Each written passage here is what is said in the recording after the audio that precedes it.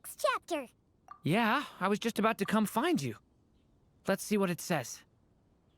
Now sprout to life the story's seeds, stirred by wind-born melodies.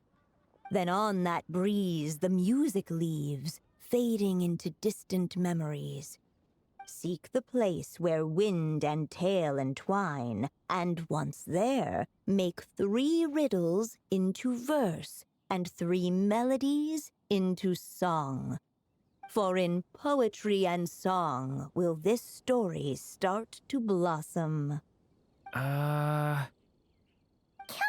on! Another riddle? All that talk about wind and melodies? What do you think the answer could be? Oh! Care to elaborate? Wind? Music? Poetry? Tone-deaf bards gotta know the answer. You mean Lord Barbados?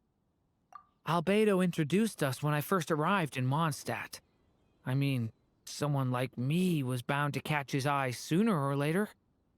It's better that it's out in the open anyway. Now, how should we track him down?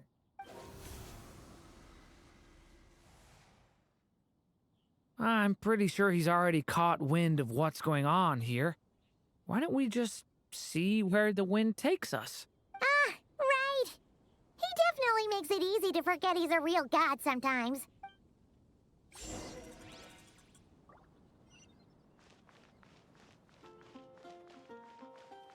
Bring it!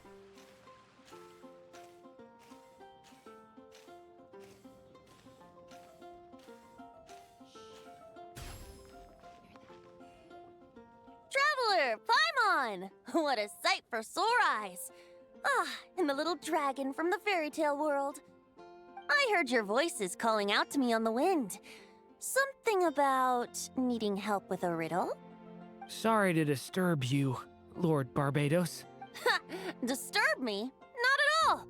To tell you the truth, I'm just as curious about this riddle as you are. Let me take a look.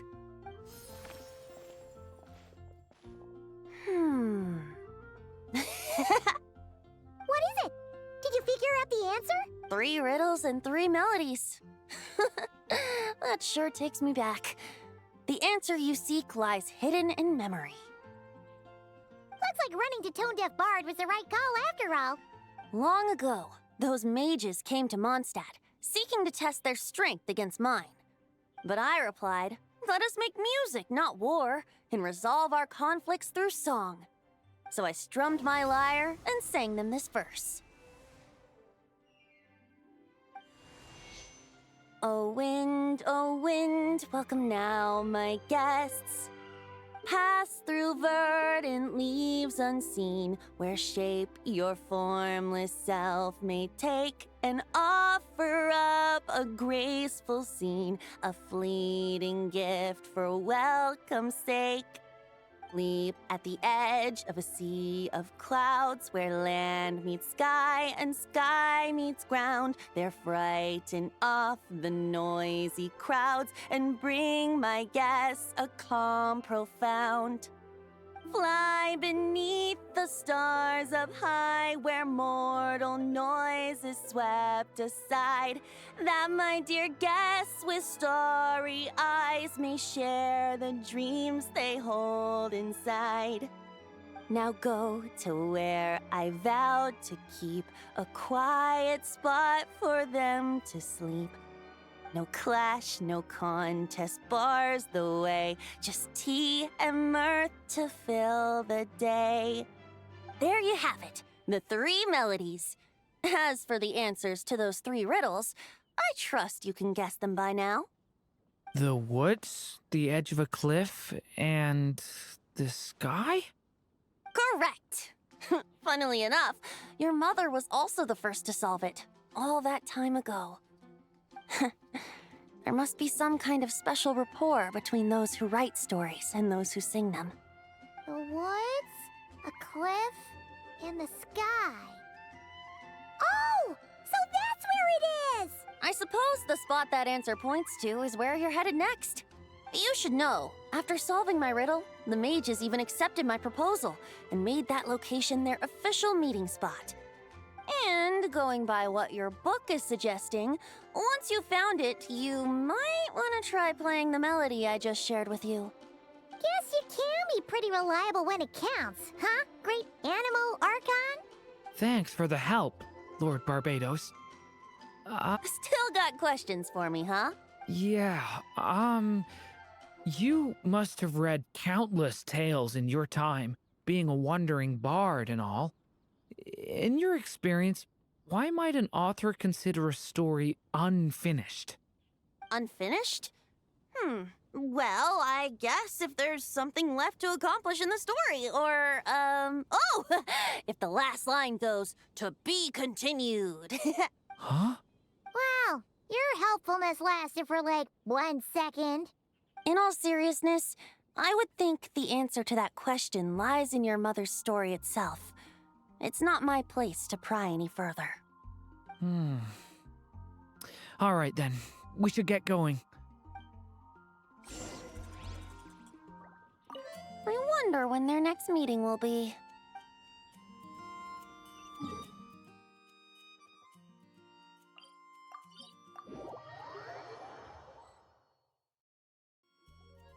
Okay, we're here!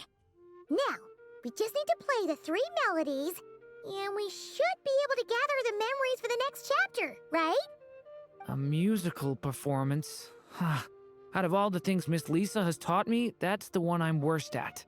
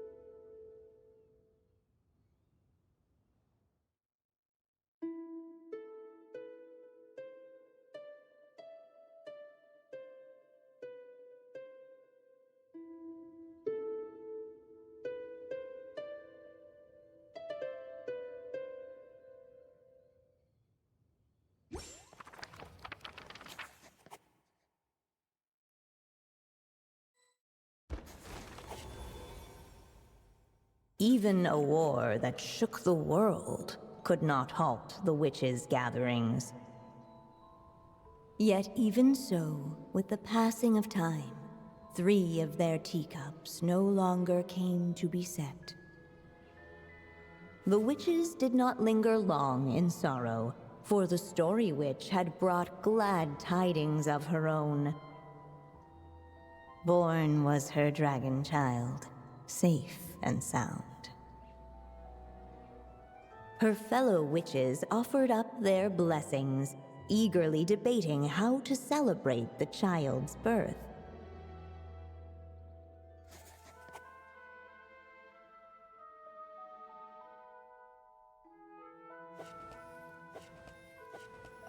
In the end, they settled on the sweetest candy they could find. After all, what could be sweeter than the arrival of new life? And so, the witches' gathering turned into a birthday celebration.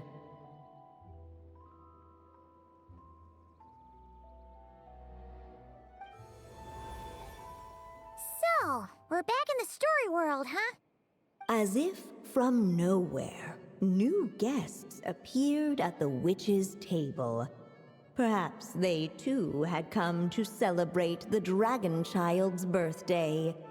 Yet while everyone else was busy thinking about what kind of gift to offer, these 3 seemed to have come empty-handed. Hardly the recipe for a warm welcome to a birthday party, now is it? A gift? Hey, what's this all about? We only just found out this was a party! While the guests voiced their complaints and grievances, Perhaps they should have been wondering what kind of gift to give instead. So, we need to bring a gift to advance the story? Ah, but where are we supposed to get something like that? Perhaps it would be a good idea to have a look around. Why didn't you just say so?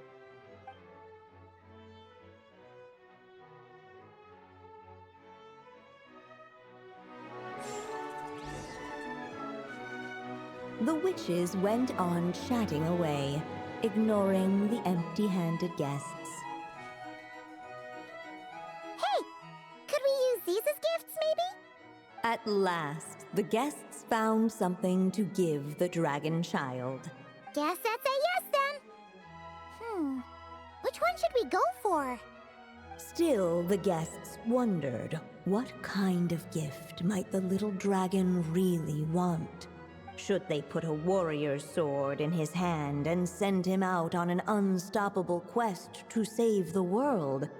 Or perhaps a wandering hero's slingshot and the promise of a life of endless, uncharted adventure? Or maybe even a scholar's tome and the chance to take on all the world's unsolved mysteries. Okay. Wow. That's a lot of pressure all of a sudden. Oh yeah!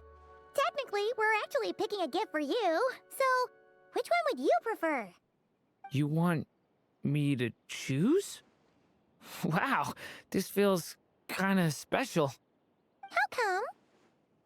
For as long as I can remember, I've spent most of my time living in the stories my mother created. I always thought my mother had everything written out for me already, just like the toy figures in Constellation Metropole. What I wanted to do with my own future. That's something I've never really thought about. What did I want back then? This is the first time I've ever asked myself that question. Sounds like this is the perfect opportunity to answer it then. It's been a while since you left Simulanka, and after everything that's happened, it might be about time to start thinking about your future. Then let me give it some thought.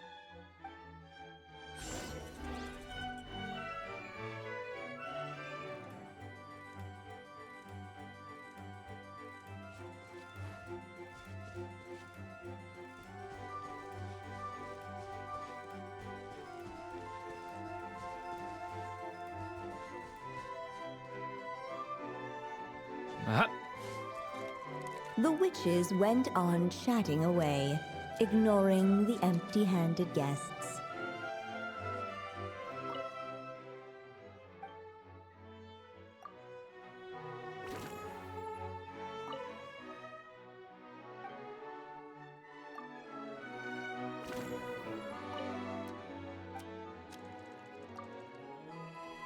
The guests hesitated, and not without good reason.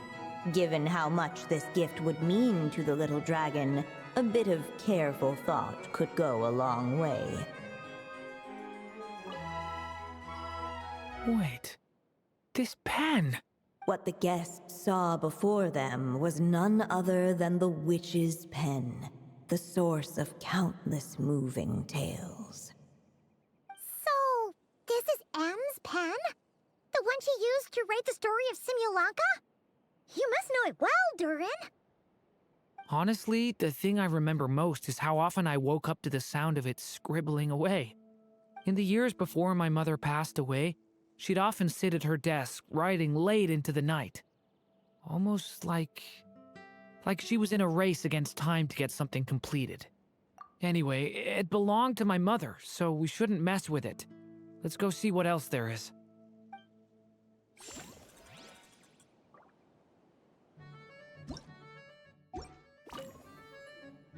Wait. What the guests... So... Honestly, in the years before my mother passed... Anyway,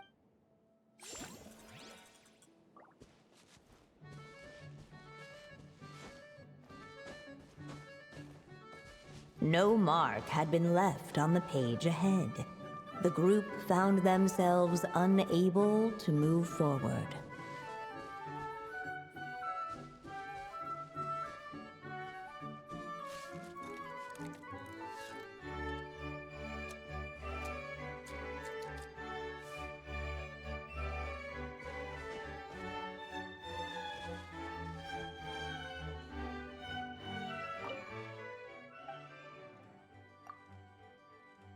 In the end, the guests settled on the wandering hero's slingshot.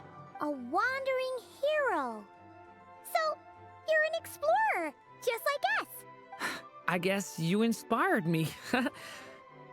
During our journey from Mondstadt to Nodcry, we passed through many places and encountered all sorts of different people. But despite the immense distances between them, there was always one topic that kept cropping up. Your accomplishments. Well, we are world-renowned adventurers, after all. Come to think of it, isn't a wandering hero basically the same thing as an adventurer? I've always thought of adventurers as people who chase after stories, and in doing so, they also leave behind many of their own. I'd like to become someone like that, too.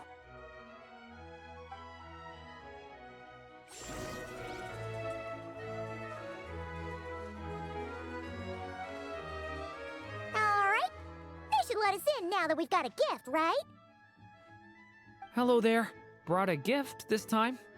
The newly arrived guest presented his gift, wishing the little dragon a future as a wandering hero, free and unburdened.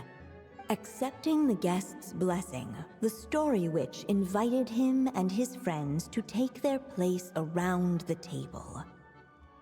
Finally, she could introduce them all to her dragon child, telling all in attendance about the moment of his hatching, and of course, the name he'd been given. It was then that the Seer Witch, diviner of the stars, withdrew her gaze from the heavens and turned a sorrowful glance upon the little dragon. You gave him the same name as that evil dragon?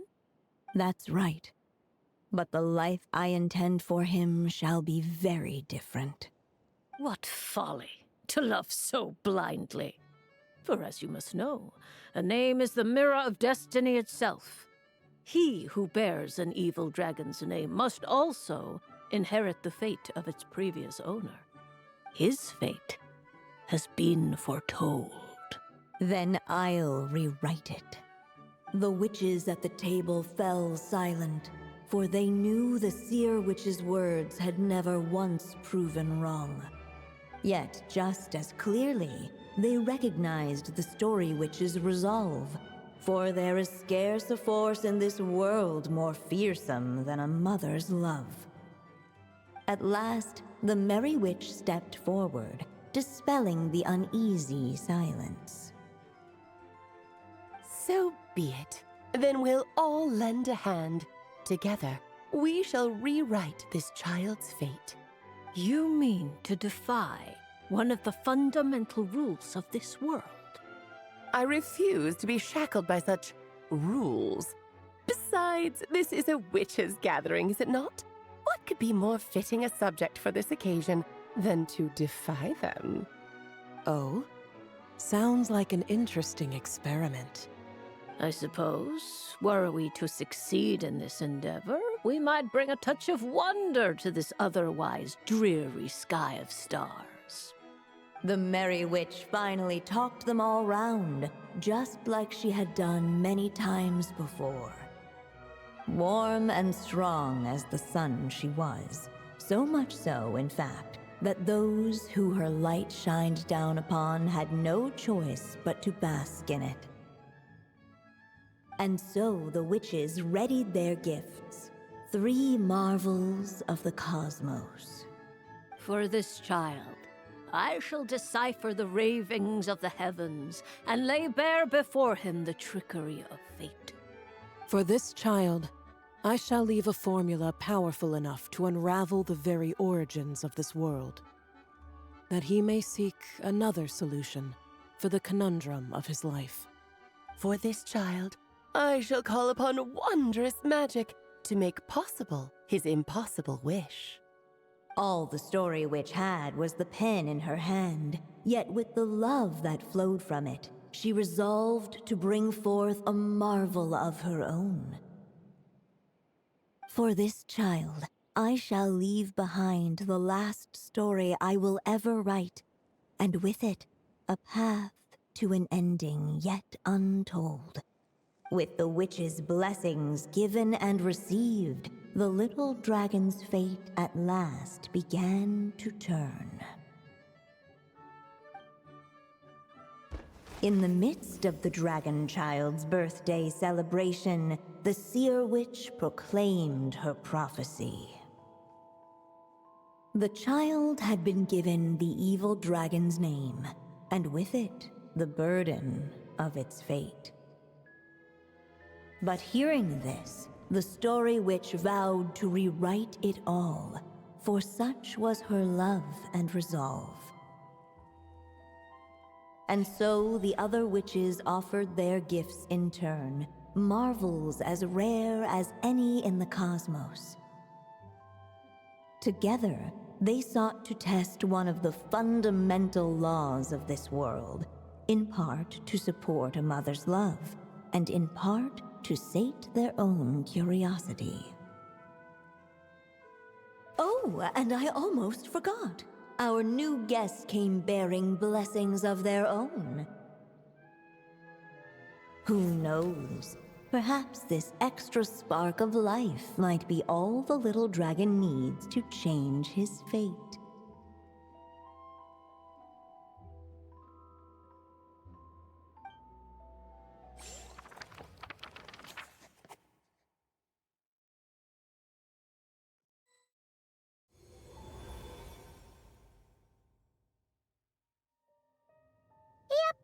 Looks like we've completed this chapter, too. Those witches in the story were the mages of the Hexen Circle, right? They sure seem to care a lot about you, Durin. But, Paimon kinda had trouble following their conversation. Just a bunch of mystery, as usual.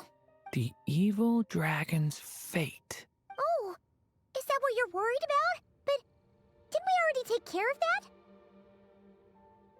Ah, the mages must have had a hand in that, too.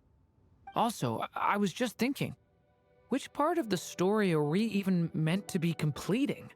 Oh, it feels less like we're filling in the gaps and more like we're adding something new altogether. But we use the ink, right? And the book hasn't given us any more clues, so that must mean our task is complete. At least for now. Yeah, I guess we're doing something right. Maybe I'm overthinking things. It's just, this is my mother's final wish, so I don't want to mess it up.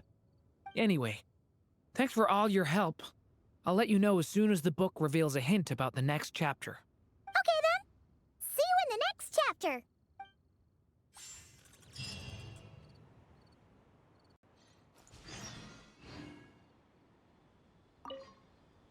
I think I'm gonna stick around, take my time reading through this book. If you feel like jumping back into the story, just come find me.